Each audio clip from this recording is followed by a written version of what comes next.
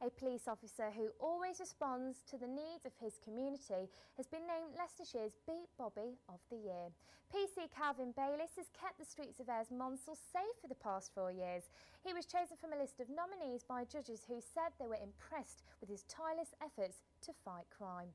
Paula Ellens has more. I've come to meet top cop Calvin Bayliss on his beat at the Exchange Shopping Centre.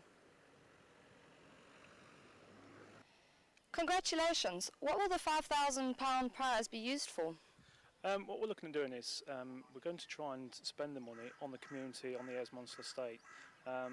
We've approached different projects on the estate, and we're going to try and contribute little bits of money to help the needy. We're looking at contributing some money to some of the schools, the youth groups, and so on. Some of the money is going to be earmarked for crime reduction projects, and hopefully if we've got any left, we're going to look at spending some on the late night shopping event that we have on the Ayers Monsell each Christmas, and also give it towards a community day that we're having on the Gilmorton estate in June.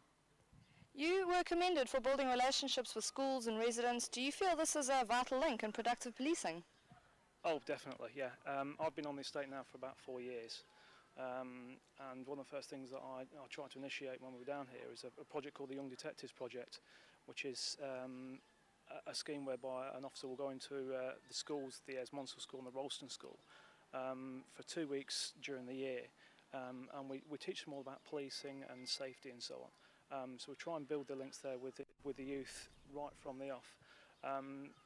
One of the things on the estate was it was called a war zone. It's not a war zone anymore, and what we're trying to do is try and build up a bit of respect from the youth towards the police, and it's worked massively. The crime reduction on the estate of the last 4 years is coming down all the while, and I think that's a definite positive from what we've actually been doing with the local schools.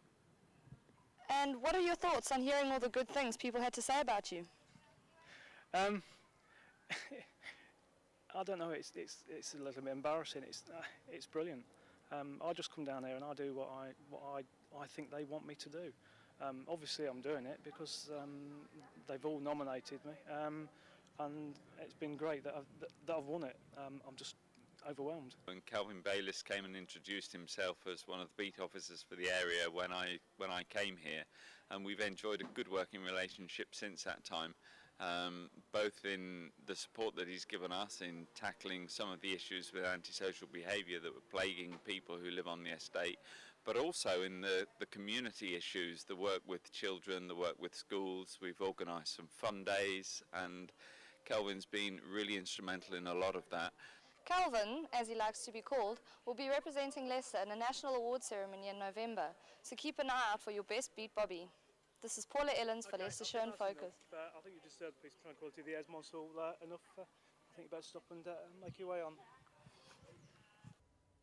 Parts of with the former having guided the Foxes to safety in the Championship after taking over from sacked boss Rob Kelly for the last 5 games of the season. But 41-year-old Allen has been given the job and has signed a 3-year deal. Let's cross over to the Walker Stadium to find out more. Today is a very exciting day for us at Leicester City Football Club. I'm delighted to say that we have a new manager today. Mr. Martin Allen is being appointed as a new manager, and I take this as a significant move towards our future. The club has got great history. I've been given a tour around it this morning, the pictures. You know, you can see this place has got great history. It's always been successful. But it finished 19th last year and won 13 games, I believe. So there's a bit of work to do. But the task doesn't faze me at all. Managing people, looking after people, it's the same whatever division you're in. And I think as you go higher, it's actually easier because they have a stronger work ethic to improve and to be the best. And so often the higher you go, easier the players to manage, in my opinion. Millen sat here 3 or 4 months ago, we'll keep reminding him of it. He said promotion in 3 years to the Premiership, otherwise he's failed. He's given you a 3-year deal. Does that inspire you to know that that you've got that kind of pressure, if you like, behind you from the boss? This job ain't got no pressure.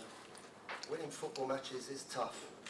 And when you're the manager of any club, I'm sure the managers that may even be watching this, they stand in that technical area on Saturday afternoons or through the week. Every manager, it's tough.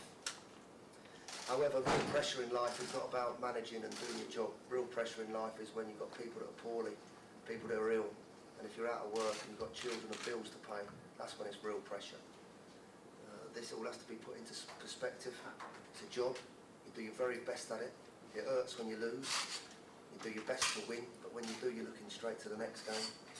And the pressure of being at this club doesn't compare to the pressure of being out of work when I finished playing football for 8 months, looking for a job and having to be a gardener.